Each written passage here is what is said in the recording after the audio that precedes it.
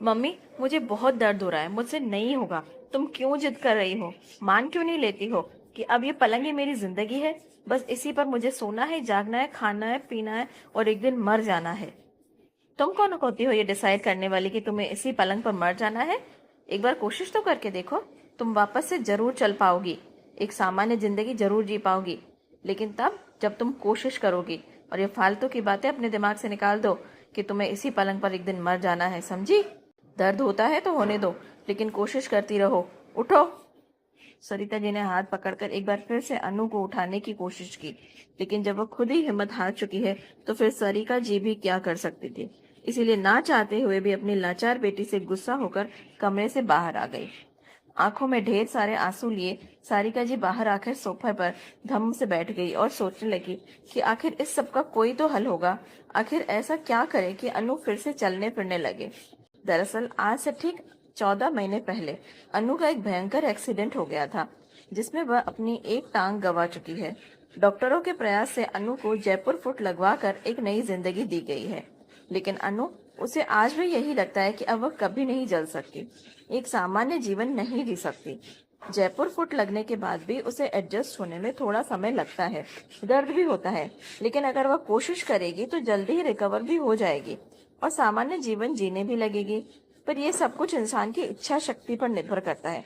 अगर वह खुद से प्रयास ही नहीं करेगी तो फिर कैसे इस समस्या का समाधान होगा? बस यही सब कुछ सोचते हुए अचानक सारिका जी को लगा, क्यों ना इंटरनेट पर कुछ खोजा जाए। चंद ही मिनटों में सारिका जी की उंगलियां कीबोर्ड पर चलने लगी। सारिका जी जानती थी कि उनकी बेटी अनु किताबें पढ़ने की शौकीन है। अगर उसे किताबें पढ़ने मिल जाए तो वह तो खाना पीना भी भूल जाती है। इसीलिए उन्होंने किताबों के जरिए उसे मोटिवेट करने का सोचा और एक ऐसी किताब की तलाश करने लगी जो उसे एक नई ऊर्जा और शक्ति से भर दे। तब सारिका जी को मिली एक किताब जिसका नाम था एवरेस्ट की बेटी। ये कहानी है एक वॉलीबॉल प्लेयर अरुणिमा सिन्हा की, जो कि कुछ गुंडों का ट्रेन में सामना करते हुए उन गुंडों की मूर्खता के कारण अपनी एक टांग गंवा चुकी थी और दूसरी टांग में भी रॉड लगी हुई थी। इतना बड़ा हादसा होने के बाद भी अरुणिमा ने अपनी हिम्मत नहीं हारी। पूरी रात वह रेलवे ट्रैक पर दर्द से तड़पती रही, लेकिन फिर भी अपने आत्मबल और दृढ़ निश्चय की वजह से उन्होंने वहीं पड़े पड़े दम नहीं तोड़ा, बल्कि सुबह का इंतजार किया। और सुबह होते ही कुछ गांव वालों ने उन्हें देखा और उनके इलाज की व्यवस्था की। जब अरुणिमा अस्पताल से डिस्चार्ज हुई तो उसने मन में यह भावना थी कि मैं कमजोर नहीं हूँ, और ऐसे समय में जब वह ढंग से चल फिर नहीं सकती थी, उन्होंने फैसला किया एवरेस्ट पर चढ़ाई करने का। 2 साल के अंदर वो रिकवर भी हुई और एवरेस्ट पर फतेह भी किया। साथ ही साथ वह भारत की पहली महिला अपंग पर्वतारोही के सम्मान की अधिकारी भी बनी। बस फिर क्या था, हिम्मत, जज्बे, आत्मबल और दृढ़ निश्चय से जुड़ी हुई अरुणिमा सिन्हा की कहानी शायद अनु के मन में भी एक नई ऊर्जा भर दे। बस इसी उमंग के साथ सारिका जी ने यह किताब अपनी बेटी के लिए मंगवा दी और चुपके से अपनी बेटी के कमरे में रख दी।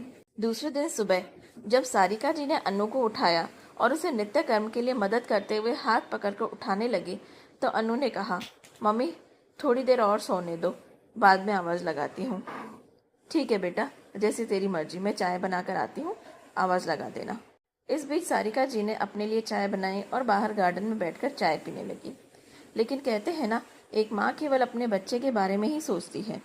बस सारिका जी भी फिर से अनु के बारे में ही सोचने लग गई और ईश्वर से दुआ करने लगी कि अनु जल्द से जल्द ठीक हो जाए और अपने पैरों पर खड़ी हो सके। ज्यादा कुछ नहीं तो एक सामान्य जिंदगी ही जी सके। इतने में ही सारिका जी को लगा कि जैसे किसी ने आकर उनके कंधे पर हाथ रखा था। मुड़कर देखा तो अनु खड़ी थी, बैसाखी के सहारे।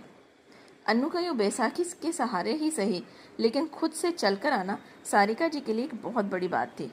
उनकी खुशी उनके आंसुओं से झलक रही थी। अगले ही पल उन्होंने अनु को गले लगा लिया और भीगी हुई पलकों से सारिका जी के मुंह से सिर्फ इतना ही निकल पाया, शाबाश बेटा। मम्मी मुझे माफ कर दो, तुम्हारा इतने समझाने पर भी मैंने कभी कोशिश ही नहीं की खुद से चलने की, खुद से खड़ा होने की। यहाँ तक कि जब तुम मुझे उठने के लिए कहती थी, सहारा देती थी, तब भी मैं दर्द बर्दाश्त करके चलने की कोशिश नहीं करती थी। हार गई थी मैं खुद से। लेकिन आज अरुणिमा की कहानी पढ़कर मेरे अंदर एक नई ऊर्जा, एक नई शक्ति का संचार हो गया। मेरा तो केवल एक पैर गया है और उनकी तो एक टांग पूरी तरीके से कट गई और दूसरी में रॉड लगी हुई है। ऐसे में अगर वो एवरेस्ट फतह कर सकती है तो मैं क्या एक सामान्य जीवन नहीं जी सकती? Thank you very much mummy, मैं जानती हूँ बुक तुम ही रख कर गई थी। आज अरुणिमा जी की कहानी, उनकी किताब एवरेस्ट की बेटी ने मेरी ज़िंदगी में नए रंग भर दिए हैं, मुझे जीने की एक उम्मीद दी है। सच में सलाम है अरुणिमा सिन्हा जी के जज्बे को, सलाम है उस माँ को जिसने ऐसी बेटी को जन्म दिया है। बिल्कुल सही कहा बेटा। चल अब ज़्यादा देर खड़ी मत रह, बैठ जा। ईश्वर का लाख लाख धन्यवाद है कि इस किताब के जरिए जो मैंने कोशिश की थी वो सफल हो गई। अब जो शुरुआत हो गई है तो मंजिल भी जल्दी ही मिल जाएगी। तू बैठ, मैं तेरे लिए गर्मा गर्म चाय बना कर आती हूँ। अपनी बेटी के आंसू पोंछते हुए सारिका जी ने उसे फिर से गले लगा लिया। तो दोस्तों, कैसी लगी आपको अरुणिमा सिन्हा और सारिका जी की प्यारी सी बेटी की खूबसूरत सी कहानी? कमेंट करके ज़रूर बताइएगा और ऐसे ही खूबसूरत कहानियाँ पढ़ने के लिए हमारा चैनल ज़रूर सब्सक्राइब कीजिएगा। और हाँ, धन्यवाद।